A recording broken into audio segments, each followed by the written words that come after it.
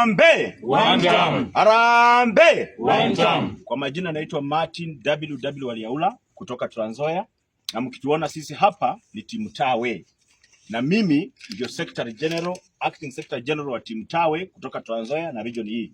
Hata ukija professor unapokaa hapa, watu wa Trans Nzoia, watu wa Trans Nzoia niweni mkono.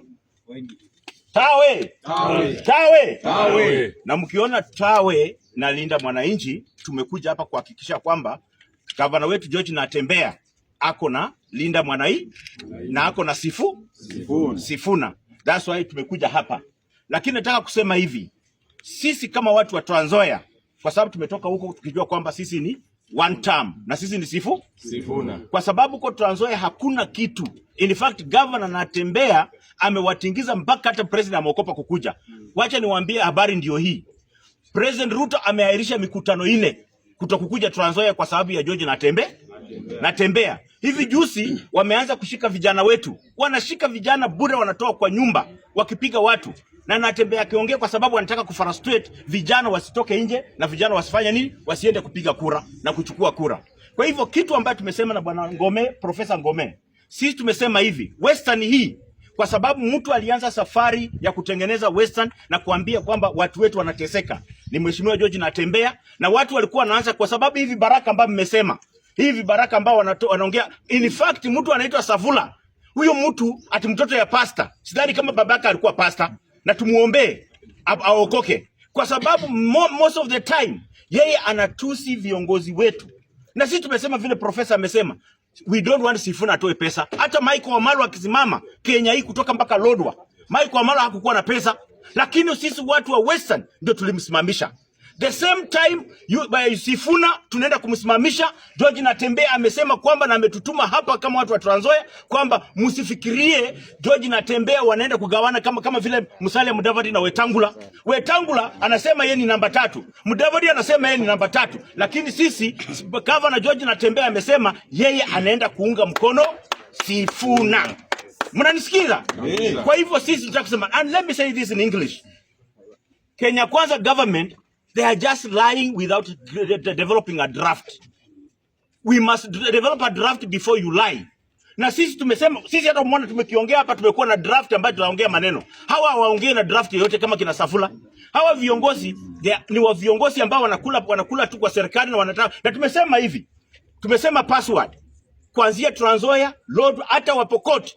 Governor wetu ameenda mpaka Pokot. Wanakuja kwa ndani ya government. Wanakuja kwa serikali ambayo tunaenda kuunda 2027. Lord vile vile. Na tumesema wananchi wa Western Kenya kuanzia leo katika vile tunasimama hapa chini ya Ngome, Profesa Ngome ukianza coordinate na governor wetu akiwa kwa Trans Nzoia na kila mahali na kina Ososi, tumesema hivi, watu ambao ni vibaraka vya Kenya Kwanza mnakuja mnatuletea vidole mbili. Vidole mbili ni kwanga ya opposition. Siku hizi mmerudi kwa opposition, mnasema 2 term. Sisi tunasema ni 1 term. Tunasema 1 term. Na kwa matanga yoyote, hata harusi, hata kanisa, watu wetu tumesema vijana tumetoa macho na tuko chonjo. Tunasema wakipatikana anakuja akianza kusema ati 2 term, kwanza aseme yeye ni nani.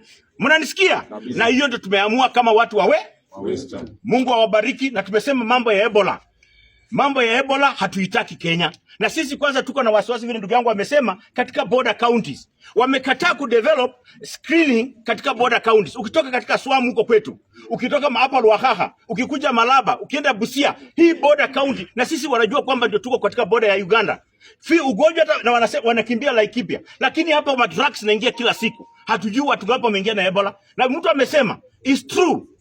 Serikali ya Kasongo tumesikia inasema kwamba ati Uhuru Kenyatta 2022 walileta ilikuwa na COVID.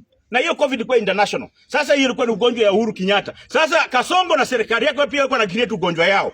Na wanasema Ebola ndio ugonjwa yao. Sasa hii ni serikali gani ambayo inataka kuua watu kasema wanachukua ugonjwa kuwa ugonjwa yao, kutaka kukangamiza watu wetu?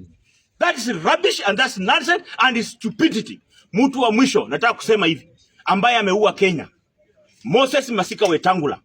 Wewe Moses, wacha nimwambie. Moses Masika Wetangula, wewe ndio spika, umeharibu Kenya. Wewe ndio uko na haribu nchi ya Kenya.